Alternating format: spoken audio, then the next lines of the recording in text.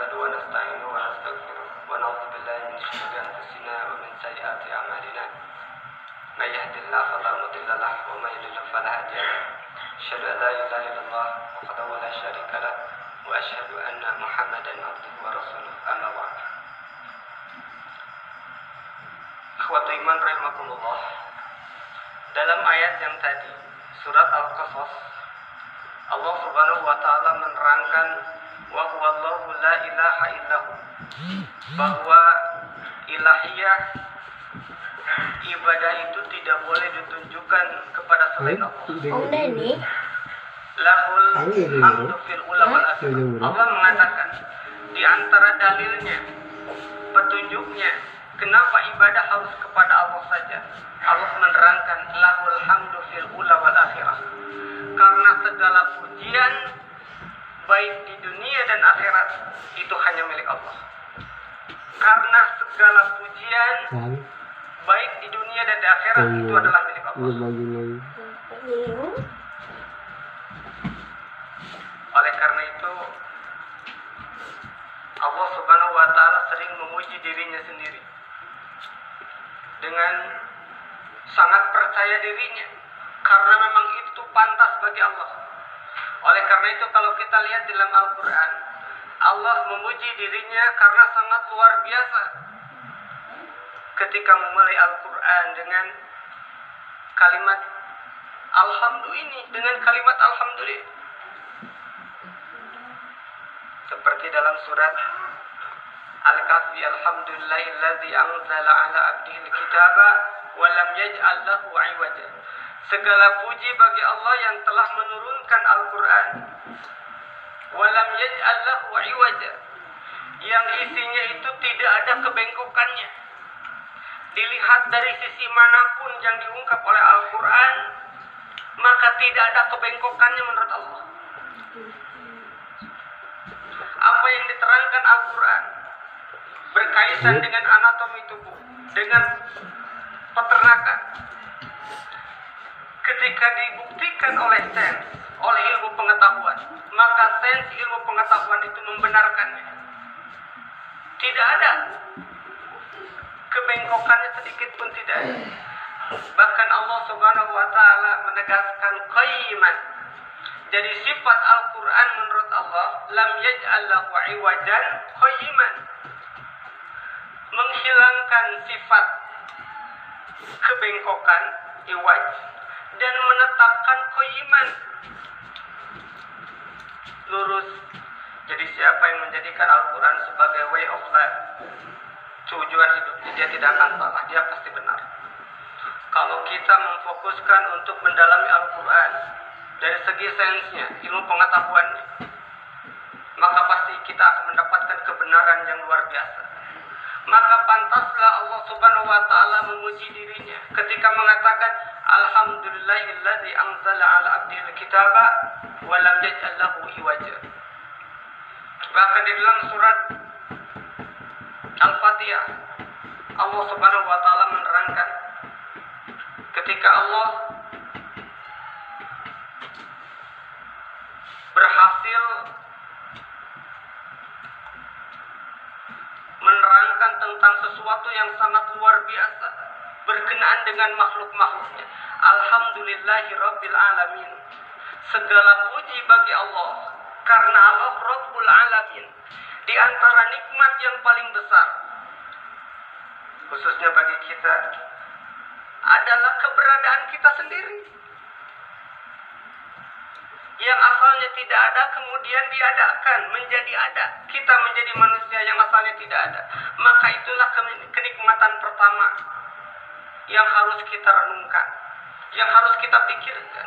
Nikmat berupa jasadiah ini, selain tadi sedikit nikmat iman dan nikmat Islam, petunjuk Rabbul Alamin.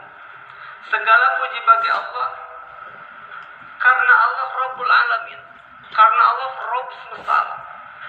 Jadi Rabb itu dia menciptakan dari asalnya yang tidak ada contohnya. Kalau kita sedikit mau berpikir tentang manusia yang sekarang ada, kurang lebih sekitar 7 miliar, Maka dari yang 7 miliar ini, meskipun ada yang kelihatannya kembar, tapi tidak akan sama, memiliki sidik jari yang berbeda, sehingga ini bisa dijadikan menjadi alat bukti bagi yang berkepentingan, karena tidak akan ada yang sama. Kalaulah yang membuatnya itu bukan Allah, pasti akan kebingungan dengan jumlah yang begitu banyak. Dan Allah ketika memuji dirinya sendiri dengan mengatakan kehebatannya, yang menunjukkan kehebatannya, di sini Allah mengatakan Rabbul Alamin, bukan satu alam saja, seluruh alam. Di sini coba kalau kita mau lihat kehebatan, dari bahan yang sama bisa menjadi makhluk yang berbeda-beda. Allah menetapkan takdirnya, dan sampai kapanpun, kecuali Allah mengizinkannya, itu tidak akan pernah berubah. Karena Allah yang Maha Kuasa, yang Maha Gagah, yang menjaganya. Maaf kalau seandainya saya sejajarkan manusia, sapi, kemudian kambing, karena sama-sama pemakan hijau, memakan sayur-sayuran, memakan bayam. Kalaulah bayam yang hijau ini dimakan oleh manusia, maka tubuh ini tidak akan pernah menyalahi takdir Allah, akan memproduksi, memproses zat-zat sel manusia. Kalaulah dari bahan bayam yang sama ini dimakan oleh sapi, maka sapi ini tidak akan pernah menyalahi takdir Allah. Kalau kemudian dimakan, akan keluar zat-zat calon sapi. Kalau dimakan oleh kambing, maka kambing tidak akan pernah menyalahi janjinya terhadap takdir Allah untuk memproses sesuai dengan kenapa dia diciptakannya. Maka akan keluar zat-zat calon kambing. Kalaulah yang mengurusnya manusia, bagaimana kalau seandainya manusia hendak melahirkan, yang keluar itu bukan manusia, yang keluar itu sapi, yang keluar itu kambing, yang keluar itu sapi. Allah Subhanahu wa taala menegaskan, Allahu la ilaha illa huwal hayyul qayyum la ta'khudhuhu sinatun wa la naum. Karena yang mengurusnya, yang menjaganya agar tidak melesat, agar tidak meleset, adalah Al-Hayyul Qayyum, yang maha hidup. Al-Qayyum la ta'khudhuhu sinatun wa la naum, yang tidak memiliki sifat kekurangan apapun, tidak ada memiliki rasa kantuk sedikit pun. Berbeda dengan manusia, diamanahi untuk menjaga. Satu hari dia masih melek kuat, dibantu dengan obat-obatan, tapi setelah tidak menjaga, balas dendam. Sehari dua hari tidak bangun karena kecapean, matanya merah, bahkan bisa jadi sakit. Jamaah Adin rahimakumullah, Allah Subhanahu wa taala memuji dirinya, alhamdulillahirabbil alamin. Kemudian Allah pun memuji kehebatannya itu, memuji dirinya sendiri. Ketika Allah Subhanahu wa taala berhasil menciptakan langit dan bumi.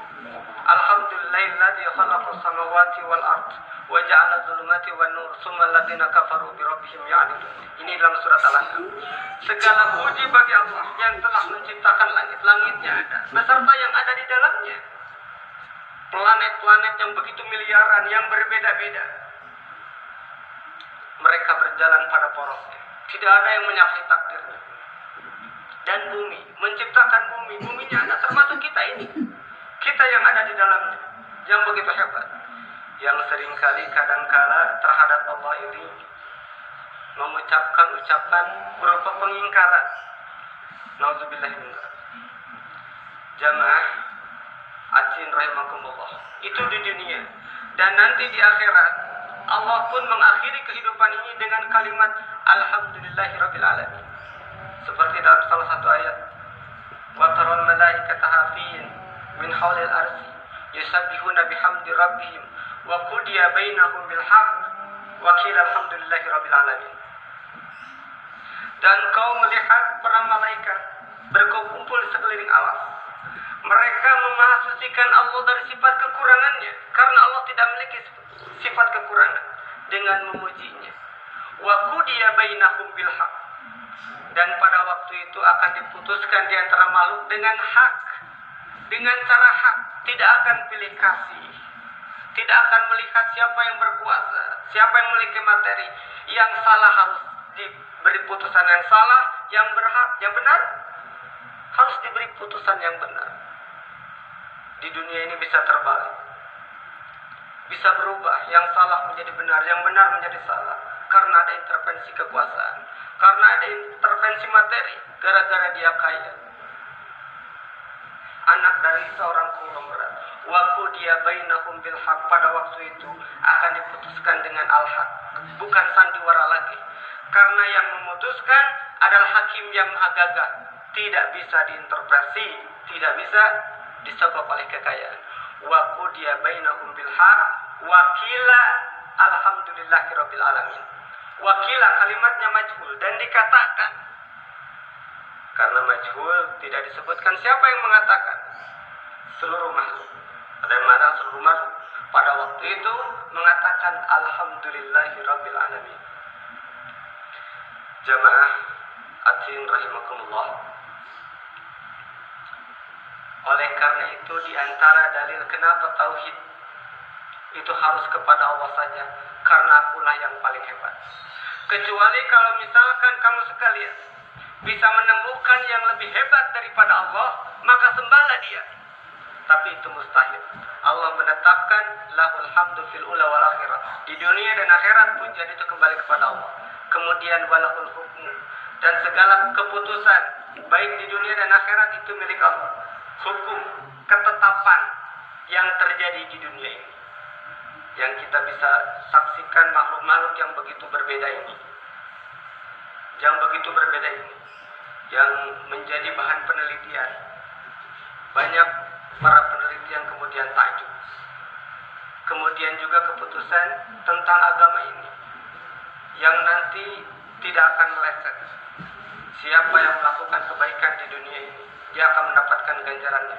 Yang melakukan maksiat, menolak aturannya, maka dia akan mendapatkan balasannya. Yang terakhir, wa ilaihi turja'un. Ini dalam surat Al-Qasas tadi.